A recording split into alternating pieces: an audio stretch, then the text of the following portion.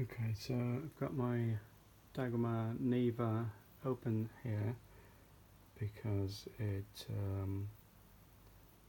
well, basically the USB port sunk in, and I don't know if you can see it. It's right there, right here is where the USB port is.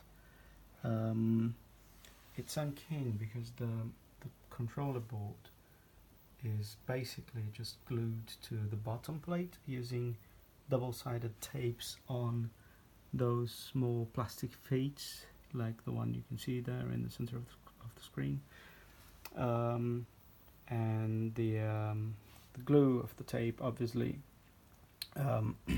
dried up, and the board moved as I tried to plug the USB.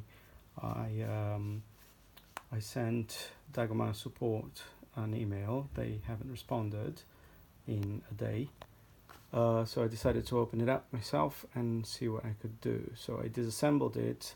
I tried to get it back into place. As you can see, I've sort of wedged it with this plastic piece so I can at least plug in and plug the USB cable. And now what's happening is I have an issue where when I try to set it up, it will basically not see the print head. It complains about that. So here's the Neva. I'm going to plug it into the USB port, and you can see it lights up, and then it gets recognized, and then I get that printer error, and then every so often a blue light blinks next to the USB port in the controller, and Dagoma app blinks as well and gives me the same message saying the printer cannot see the printing head properly.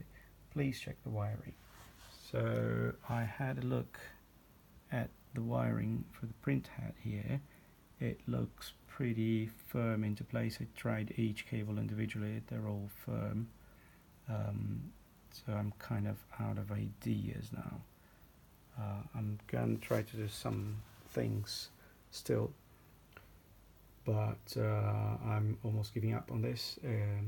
Honestly, the build quality is terrible. This feels like a cheap plastic toy, even though it's quite expensive, which is ironic.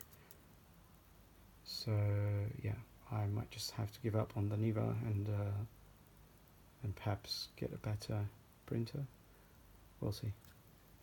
If you have any ideas of what to do with this, I would appreciate it. Thank you.